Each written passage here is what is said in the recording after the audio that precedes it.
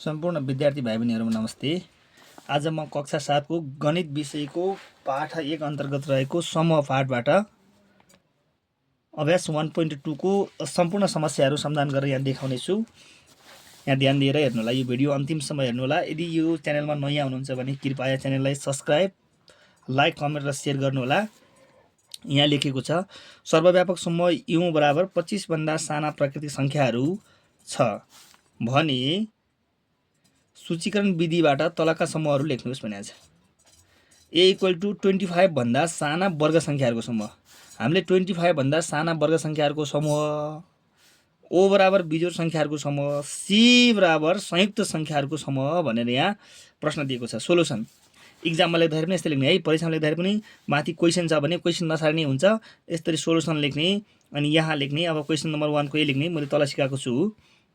U = 1 2 3 4 5 6 7 8 9 10 dot dot dot गरेर 24 लेख्यो भने हुन्छ, किनकि 25 भन्दा साना प्राकृतिक संख्या भनेको छ।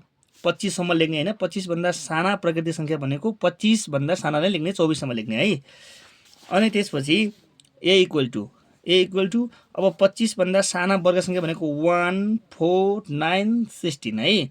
1 4 9 16 वर्ग संख्या भनेको उही संख्यालाई गुणा गर्दा आउने संख्यालाई हामी वर्ग संख्या भन्छौँ। जस्तै 1 ले 1 लाई गुणा गर्दा 1 हुन्छ, 1 एकानी 1, 2 ले 2 लाई गुणा गर्दा 4 हुन्छ, 2 दुना 4, 3 तिया 9, 4 चौको 16 हुन्छ है। हो, यसरी यो वर्ग संख्या भयो। अब ख नम्बरमा के लेखेको छ भन्दाखेरि O बराबर बिजोड संख्याहरूको समूह। अब 25 भन्दा साना बिजोड संख्याहरू 1 3 5 7 9 11 13 17 19 21 23 यी 25 भन्दा साना बिजोड संख्याहरू भयो है। अनि ग नम्बरमा के लेखेको छ भन्दाखेरि C बराबर संयुक्त संख्याहरूको समूह। संयुक्त संख्या भनेको 2 वा 2 भन्दा बढी संख्याले निशेष भाग जाने संख्यालाई संयुक्त संख्या भनिन्छ। यो 4 6 8 9 10 12 14 15 16 18 20 21 22 24 यी चाहिँ हाम्रा संयुक्त संख्याहरू भए। त्यस्तै यो 2 नम्बर सर्वव्यापक समूह U बराबर 5 देखि 20 सम्मका पूर्ण संख्याहरू छन्। दिएको सर्वव्यापक समूहका आधारमा सूचीकरण विधिबाट निम्न बमोजिमका समूहहरू निर्माण गर्नुहोस् भनेको छ। क नम्बरमा जोड संख्याहरूको समूहलाई E ले संकेत गरेर जोड संख्याहरू निर्माण गर्ने। अब ख नम्बरमा 3 को अपवर्तहरूको समूह भनेको छ M3, रुट संख्याहरूको समूहलाई P भनेको छ।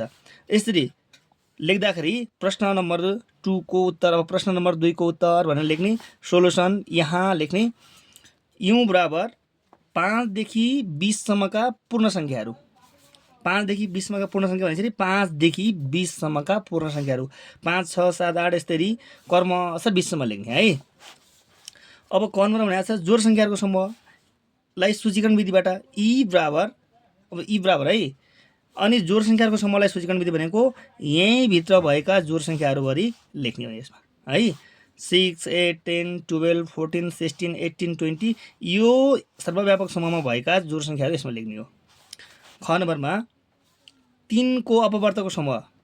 अब 3 का अपवर्तकको समूह भनेको यही भित्र भएको है, यो जुन सर्वव्यापक समूह छन् त्यही भित्र 3 का अपवर्तकहरू के छन् त 3 एकानी 3, 3 दुना 6, 3 तिया 9, 3 चौको 12, 3 पंचे 15, 3 छक्का 18 है। 3 छक्का 18 सम्म मात्रै छन् यहाँ। यो अब अर्को 3 ले निशेष भाग गर्ने संख्याहरू छैन। त्यस्तै ग नम्बरमा लेखेको छ P बराबर रुट संख्याहरू। यो 5 देखि 20 सम्म भएका रुट संख्याहरू 5 7 11 13 17 19 यी चाहिँ रुट संख्याहरू भए। भनेपछि अब हामीले यो 1 र 2 को समस्याहरू समाधान गरेर सकिसकेका छौँ। अब हेर्नुहोस् है, अब यहाँ 3 नम्बरमा के दिएको छ भन्दाखेरि तल दिएका समूहहरूका लागि एउटा सर्वव्यापक समूह बनाउनुहोस्। अब तल दिएका समूहहरू छन्, यसमा एउटा सर्वव्यापक समूह बनाउने।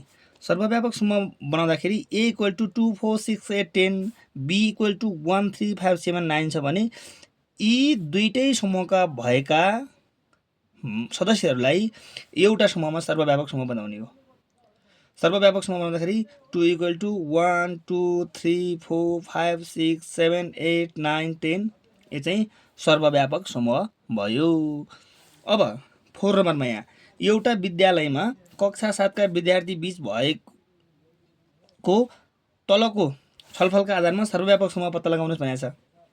डोल्माले के भनेका छन्, यसमा याम्फो विचार गर्दा याम्फो इक्वल टु 4 8 12 हुन्छ। आर्यले के भनेकी छन् त, यसमा 0 छैन त। कृष्णले यसमा 13 पनि छैन नि। जाकिरले यसमा भिन्न पनि आउँदैन। सोल्मुले के भनेकी छन्, यसमा बिजोड सङ्ख्या एउटा पनि छैन। अनि जितुले यसमा दशमलव सङ्ख्या पनि छैन। अब के भनेको छ, यदि यो कथनको आधारमा, यो छलफलका आधारमा हामीले एउटा सर्वव्यापक समूह बनाउनु पर्ने छ। सर्वव्यापक समूह बनाउँदाखेरि यु बराबर, हेर्नुहोस् त डोलमा, यसमा त याम्फो विचार गर्दा याम्फो 4 8 12 हुन्छ। अब याम्फो 12 हुन्छ भन्दाखेरि हामीले यहाँ 13 पनि छैन, 0 पनि छैन, होइन, भिन्न पनि आउँदैन भन्दाखेरि 12 सम्मका जोड सङ्ख्याहरू लेखिदिने हो है।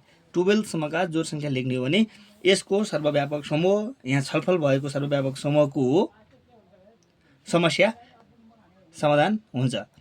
हस् विद्यार्थी भाइ बहिनीहरू, आज हामीले कक्षा 7 को अभ्यास 1.2 को सम्पूर्ण समस्याहरू समाधान गरेर यहाँ राखेका छौँ भने अब अर्को भिडियोमा यो कक्षा 7 कै सम्मको 1.3 को सम्पूर्ण समस्याहरू समाधान गरेर फेरि आउनेछु। कृपया भिडियो अन्तिमसम्म हेरिदिनु भएकोमा हार्दिक धन्यवाद।